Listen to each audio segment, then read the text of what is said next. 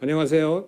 정독병원 신경외과 전문의 김영우 원장입니다. 많은 환자들이 수술을 피하고 싶어 하지만 과연 비수술 치료만으로 충분할까에 대한 질문을 자주 받습니다.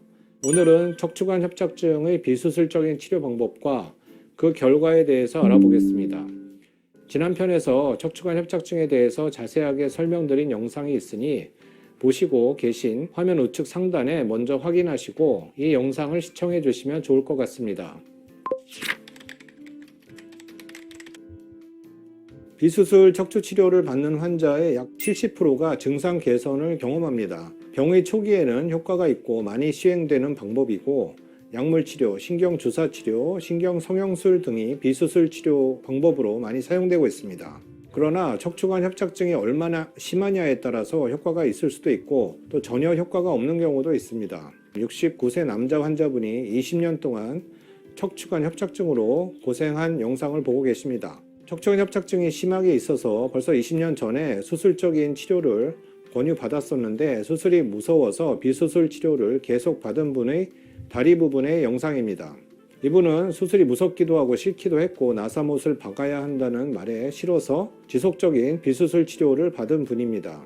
결국 6년 전부터 우측 다리가 가늘어지고 발목 마비가 생겨서 보행 장애가 온 분입니다. MRI 사진을 보면 요추 4~5번 척추신경관이 거의 막혀서 이 부분으로 지나가는 척추신경이 거의 안 보이는 상태입니다. 이분은 최근 6개월 전부터 양쪽 다리 힘이 더 빠지고 등산을 같이 하는 분들과 걸을 때 걸음이 느려지고 힘이 빠져서 일행들과 뒤처지는 증세가 심해졌다고 해서 내원을 한 분입니다. 5분에서 10분 이상 서 있기도 힘들어서 진료를 보러 오셨고 수술적인 치료로 해결을 한 분입니다.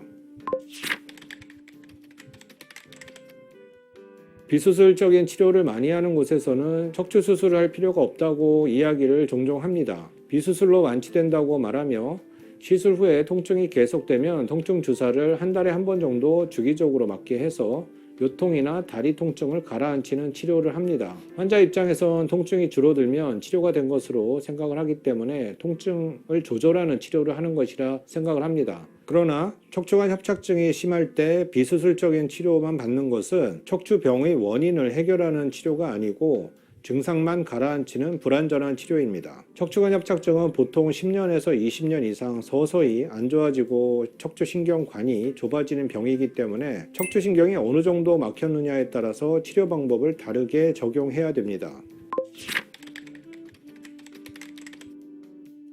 보통 척추신경관이 막히는 정도를 보고 결정을 합니다. 직경 1.5cm에서 2cm 정도 개인차가 있지만 30%에서 40% 정도 막힐 때에는 요통과 다리 통증이 생겼다 안 생겼다 반복을 하는 단계입니다. 이때는 비수술적인 치료가 효과가 있습니다. 비수술 치료를 먼저 선택했을 때 약물이나 물리치료를 먼저 받는 것이 좋습니다. 처음부터 주사 치료를 반복적으로 받는 것은 척추체의 염증을 일으킬 수 있기 때문에 안 좋습니다.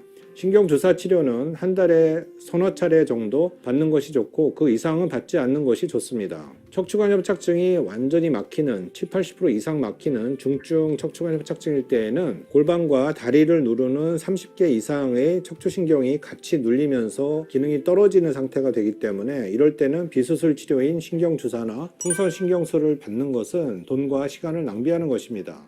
척추관 협착증 때에는 수술적인 치료가 필요합니다. 허리 신경주사 치료는 처음 요통과 다리 하지 방사통이 있을 때 4~5차례 정도 받고 그 이상 효과가 없다면 받지 말아야 됩니다. 반복적으로 수십 번씩 신경주사 치료를 받게 되는 경우에는 치명적인 합병증이 생길 수가 있습니다. 첫 번째로는 척추염증이 생길 수가 있습니다. 디스크와 또 척추뼈에 염증이 생기면 아주 치명적인 상태로 생명까지 위독할 수 있습니다. 피부에 있는 균이 시술 도중 주사를 통해서 척추로 들어가 염증을 일으키게 되는 경우인데 이럴 때 척추염과 디스크염이 생기고 입원 치료를 한 달 이상 받아야 되고 주사 항생제에 잘 듣지 않으면 척추뼈가 녹고 폐혈증으로 진행할 수가 있습니다. 두 번째로는 척추신경이 상하는 신경 손상의 문제입니다. 척추관 협착증은 특성상 딱딱한 뼈와 디스크, 인대 등에 의해서 물렁물렁한 척추신경이 눌려서 죽어가는 병입니다. 계속 눌려 있으면 곡숟가락처럼 물렁물렁한 척추신경이 변성이 되고 죽어가고 다리 근육도 급속도로 마비가 되는 상태가 됩니다.